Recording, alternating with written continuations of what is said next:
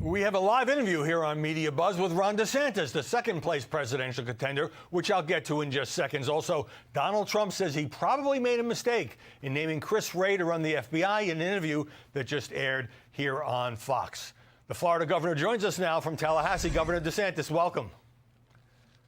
Good morning. Good morning. When you are asked about polls, you say the media do not want you to be the nominee and have created a narrative that the race is somehow already over. Here today, Washington Post, top of the page, DeSantis, doubts rise amid early pains for DeSantis. New York Times says DeSantis cuts some staff as he struggles to gain traction against Donald Trump. Now, nobody even votes until January, but is all this doom and gloom hurting your campaign?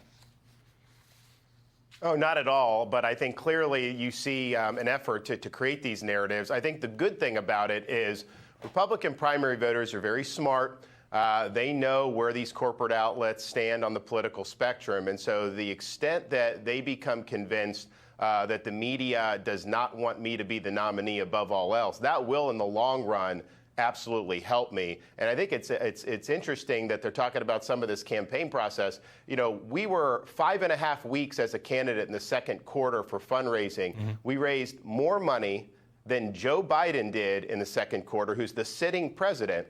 And we raised more money than Donald Trump did into his campaign, who, of course, was the former president. Yeah. And yet they try to spin that negatively. So I think they have a predetermined narrative. But here's the thing, Howie.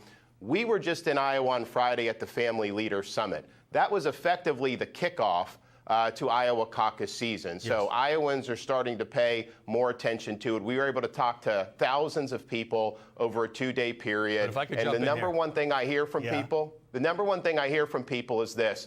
When they come up to me, they're like, yeah, you know, I knew you did good in Florida. You know, I heard good things, but I hadn't seen you yet. And now that I've seen you, I'm for you. And so that's going to be what we're going to do over the next 6 months. But why specifically would the media oppose your nomination compared with their mortal enemy for 7 years, Donald Trump?